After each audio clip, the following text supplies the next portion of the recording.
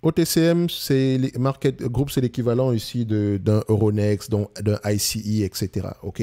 Donc, si vous connaissez le marché OTC aux États-Unis, donc généralement qu'on appelle les pink sheets, si je ne me trompe pas.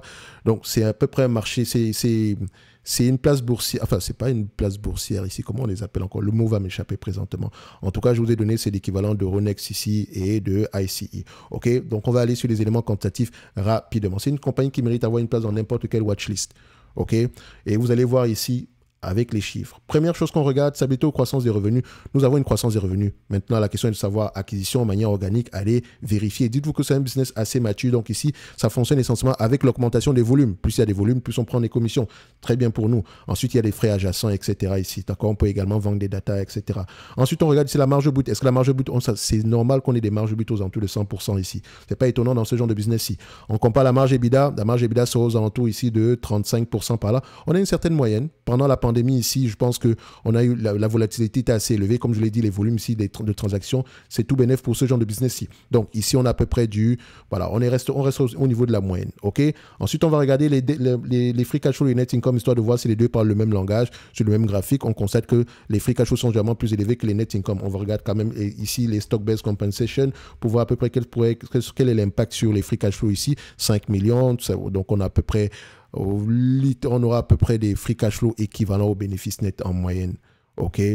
Ça, c'est possible. D'accord? Donc, en prenant en considération les free cash flow ici, dites-vous qu'il y a un certain 5 millions qui se baladent quelque part. OK? Donc, ça ne va pas trop déranger parce que en termes de... je ne dirais pas que ce n'est pas trop élevé parce que le 5 millions en question se représente quand même, je pense, plus de 15% ici des free cash flow moyens, donc faites attention. OK? Mais en prenant en considération les multiples de valorisation par rapport au free cash flow ici, dites-vous que vous survalorisez la compagnie par rapport à ce multiple-là. Mais ce n'est pas plus grave que ça. OK? Ensuite, pour moi, dès le moment où j'ai constaté cela, je m'ajuste par rapport à la marge de sécurité que je recherche pour ce genre de business-ci. OK? La marge de sécurité, c'est simple. Si le business ici, on le calcule, s'il vaut 100 dollars, OK, et qu'il coûte aujourd'hui ici à 50 dollars, on a une marge de sécurité de 50%.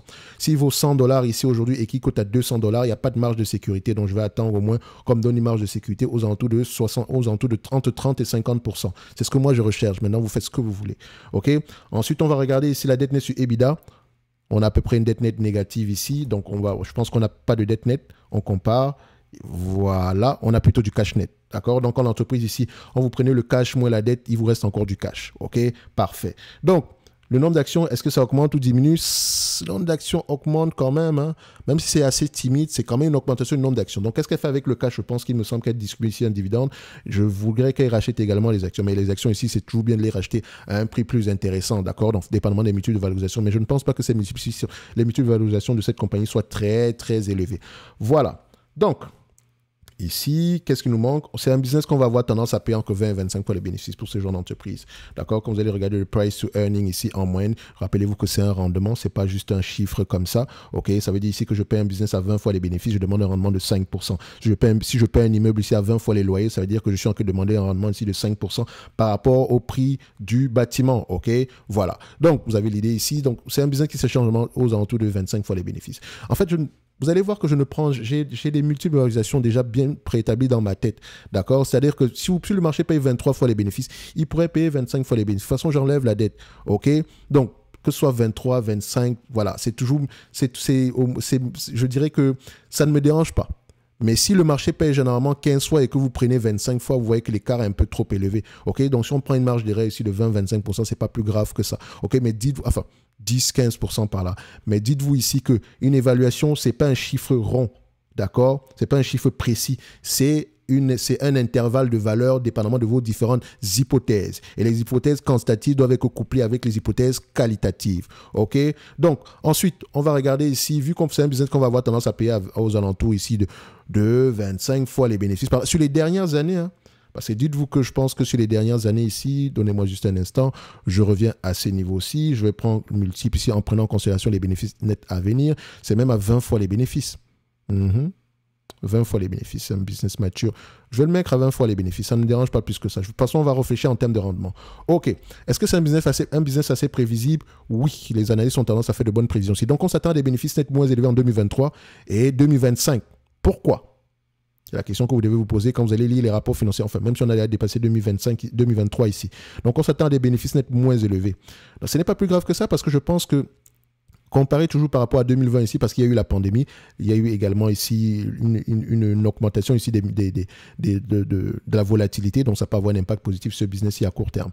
Donc, vous remarquez ici que c'est un business qui distribue à peu près la majeure partie de ce qu'elle gagne ici en dividendes. Donc, si on se base à peu près sur les bénéfices nets de 2025, 2,84 $, on me demande de payer aujourd'hui 57 $, j'arrondis, un business qui pourrait me rapporter 2,84 $ d'ici 2025. C'est un rendement de presque 5%. Donc, pour moi, je dirais qu'au prix actuel, l'entreprise est correctement évaluée. Si croissance supplémentaire, il y a, tant mieux. Si volatilité supplémentaire, il y a, tant mieux. En termes de dividendes en date d'aujourd'hui, il me semble qu'on paye à peu près aux alentours de 2,38 $ par rapport au prix actuel. Je ne sais pas pourquoi est-ce qu'il affiche le dividende ici à 1,27 $, sauf si on distribue ici un dividende spécial.